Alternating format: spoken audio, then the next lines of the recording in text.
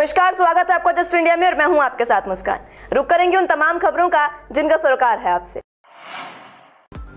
खबरों के प्रायोजक हैं आरोग्य मास्क लगाएं, कोरोना से सुरक्षित रहें। कमल चौक industries, a trusted school of chalk, manufacturers and suppliers of chalk, color chalk, duster, mask, sanitizer, etc. Asian colour coated इस्पात लिमिटेड, आपका विश्वास हमारी पहचान। मेडिफिर international, taken a step to keep you safe from corona virus. रंज किया showroom in Rohtak and Bahadurgarh. Showroom पर आएं, टेस्ट ड्राइव लें और गाड़ी बुक कराएं। बड़ौदा हलके के विकास को लेकर कांग्रेस और बीजेपी के नेता आमने सामने हैं। बीजेपी के पूर्व मंत्री कैप्टन अभिमन्यु ने कहा कि पूर्व सीएम भूपेंद्र सिंह हुड्डा ने चौधर के नाम पर बड़ौदा को 10 साल तक गुमराह किया। 10 साल तक कांग्रेस राज में बड़ौदा की हालत दिए तले अंधेरे जैसी रही। बता दें कि बड़ौदा उपचुनाव की सीट कांग्रेस से हथियाने के लिए कैप्टन अभिमन्यु गोहाना पहुंचे, जहां पर उन्होंने प्रेस कॉन्फ्रेंस की। प्रेस कॉन्फ्रेंस में उन्होंने ये सब बातें कही। बड़ौदा उपचुनाव में पार्टियों ने चुनाव प्रचार तेज कर दिया है। बीजेपी, कांग्रेस और इनेलो ने स्टार प्रचारकों को चुनावी मैदान में उतार दिया है। इसी कड़ी में शुक्रवार को बीजेपी प्रदेश अध्यक्ष ओपी धनखड़ ने चुनाव प्रचार किया। बीजेपी ने कांग्रेस के 10 वर्षों का विकास नहीं होने की बात कही। इस दौरान बीजेपी के प्रदेश अध्यक्ष ओपी धनखड़ ने कहा कि 10 साल तक कांग्रेस की सरकार रही, लेकिन पड़ोसी गांव में उन्होंने विकास करवाया, वहां की सड़कें चौड़ी करवाई, लेकिन बड़ौदा हलके की सड़कें पहले की भांति ही रही और 10 साल में कांग्रेस ने जनता को मात्र गुमराह किया है। वहीं बड़ौदा उपचुनाव के दौरान कांग्रेस के पूर्व विधायक कुलदीप शर्मा के बाद अब बादुली के विधायक कुलदीप वत्स खाप पंचायतों के निशाने पर आ गए हैं। धनखड़ गोत्रों से जुड़े लोगों का आरोप है कि बड़ौदा में प्रचार के दौरान 2 दिन पहले वत्स ने बीजेपी प्रदेश अध्यक्ष ओपी धनखड़ के संदर्भ में धनखड़ गोत्र पर टिप्पणी की थी।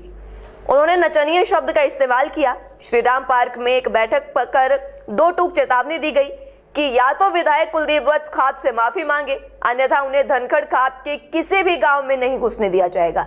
इस मौके पर एक हस्ताक्षर युक्त बयान भी जारी किया गया, जिसमें समाज के सैकड़ों लोगों ने हस्ताक्षर कराए।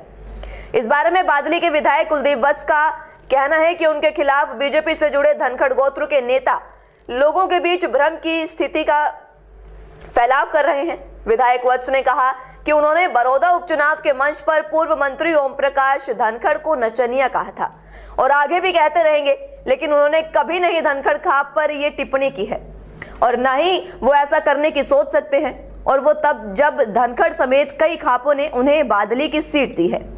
और रही बात पूर्व मंत्री की, तो उनके खिलाफ इसी तरह से वो आगे भी बोलते रहेंगे, ये कुलदीप वत्स ने कहा। हमारा कोई भला कर सकता है तो चौधरी भूपेंद्र सिंह हुड्डा, इसके अलावा हमारा भला नहीं कर सकता। और जो धनखड़ साहब, मेरी बहन ने कहा, गीता मुकल जी ने, जो गाने गाता है जैसे एक नचनवा करता है, इस प्रकार की हरकत करता है, उसे एक बात पूछ रहे गांव के बीच में आए, जब 5 साल आप मंत्री रहे और बहुत ज्यादा आप बैंक में आपके पास थे, अगर आप इतने किसान के हितैषी थे, इतने मजदूर के हितैषी थे, आपने इतने विकास किए थे, तो बादली की जनता ने तेरे को रिजेक्ट क्यों किया, उसका जवाब मांगना उससे।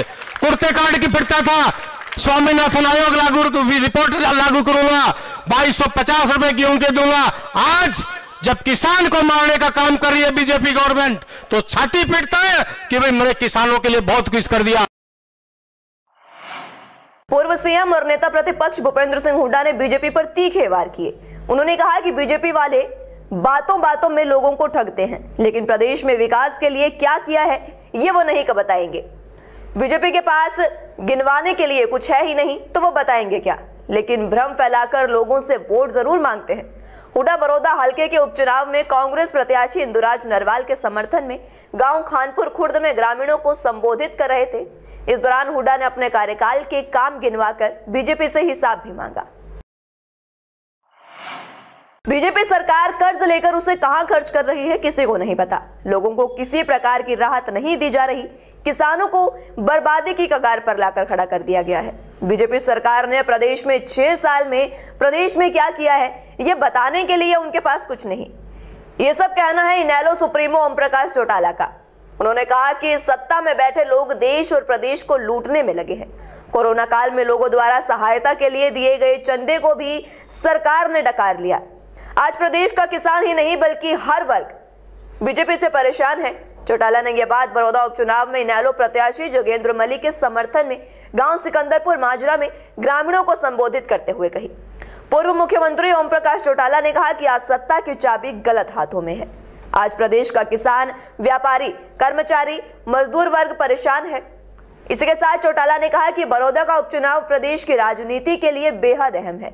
विधायक सरकार का साथ छोड़कर जा रहे हैं। हरियाणा के हिसार में एकीकृत विमानन केंद्र की अपार संभावनाओं को देखते हुए अब इसका विश्व स्तरीय एरोट्रोपोलिस परियोजना और विशेष आर्थिक क्षेत्र के रूप में विस्तार करने पर विचार किया जा रहा है। इसके लिए मुख्यमंत्री मनोहर लाल से मुलाकात कर हिसार के विधायक डॉक्टर कमल गुप्ता ने एक प्रस्ताव सौंपा और एरोट्रोपोलिस परियोजना और विशेष आर्थिक क्षेत्र को लेकर व्यापक चर्चा की। पूरी परियोजना की समीक्षा करने के उपरांत मुख्यमंत्री ने परियोजना को तैयार करने के लिए डॉक्टर कमल गुप्ता के कार्य की सराहना की और कहा कि वो इस संबंध में सभी संभावनाओं को तलाशेंगे और परियोजना को अमली जामा पहनाने की दिशा में गंभीर प्रयास किए जाएंगे। बैठक के दौरान डॉक्टर गुप्ता ने बताया कि अमेरिका, दक्षिण कोरिया, चीन और ताइवान आदि देशों में एरोट्रोपोलिस परियोजना का विस्तृत अध्ययन करके ये प्रस्ताव तैयार किया गया है।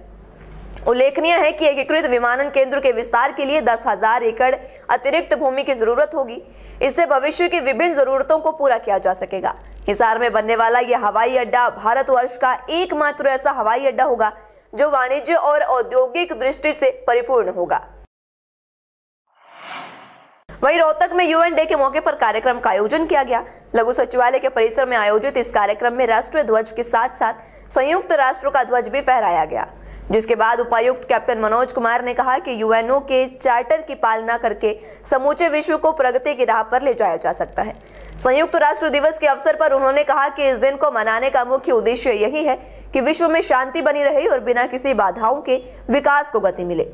उन्होंने कहा कि विश्व युद्ध के बाद दुनिया को तीसरे महायुद्ध के दंश से बचाने और वैश्विक शांति को कायम करने के लिए एक संगठन की स्थापना का विचार रखा गया।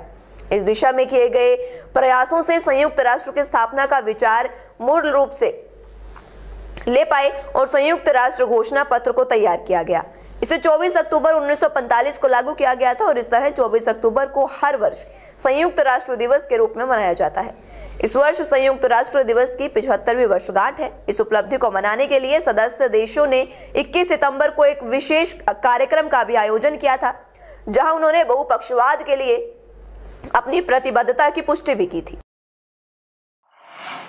वहीं पलवल में पुलिस स्मृति सप्ताह के तहत गांव गुदराना निवासी शहीद HC बाबूराम के शहीद स्मारक पर पुष्पार्पित किए गए और उन्हें श्रद्धांजलि दी गई।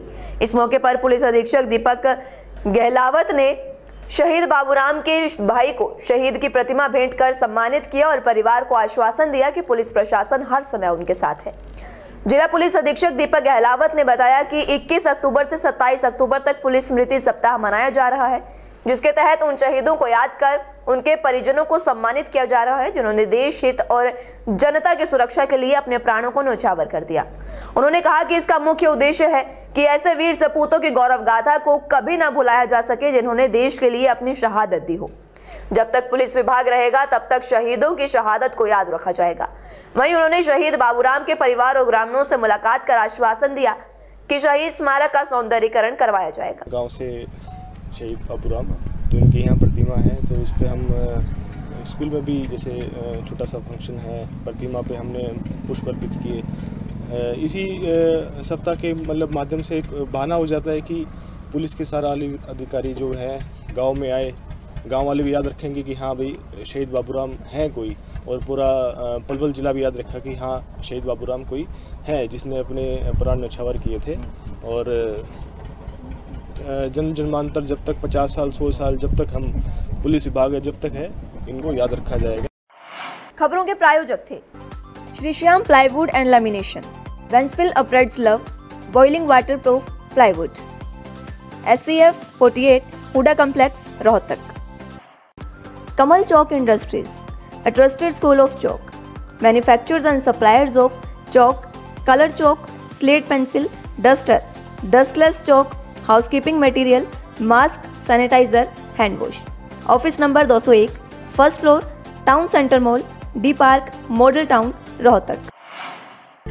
कोरोना महामारी से लड़ने के लिए आरोग्य मास्क लाया है आपके लिए सबसे आधुनिक मास्क। इसके साथ ही आपको मिलेगी आधुनिक पीपीई किट, वो भी बहुत ही सस्ते रेट पर। contact@arogyamask.com पर जाएं और हमसे संपर्क करें या फिर www.arogyamask.com से जुड़ें। इसके साथ ही आप हमें कॉल कर सकते हैं। हमारा पता है Anand international, plot number 181, Panipat, Haryana. Be Fast Fit, India's fastest growing fitness chain, now at Rohtak D Park.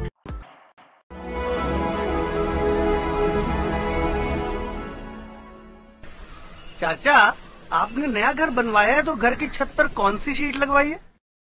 बेटा, मैंने अपने घर की छत पर एशियन शीट लगवाई है, क्योंकि वो कभी न मिटने वाले ओरिजिनल निशान की चादरें हैं। साथ में ISI का चिन्ह, 5 साल की वारंटी के साथ साथ पैसों का सही मूल्य देने वाली वही इकलौती शीट्स हैं। क्योंकि नाम नहीं, पहचान जरूरी है। फिलहाल के लिए इतना ही। जुड़े रहिए जस्ट इंडिया के साथ। नमस्कार।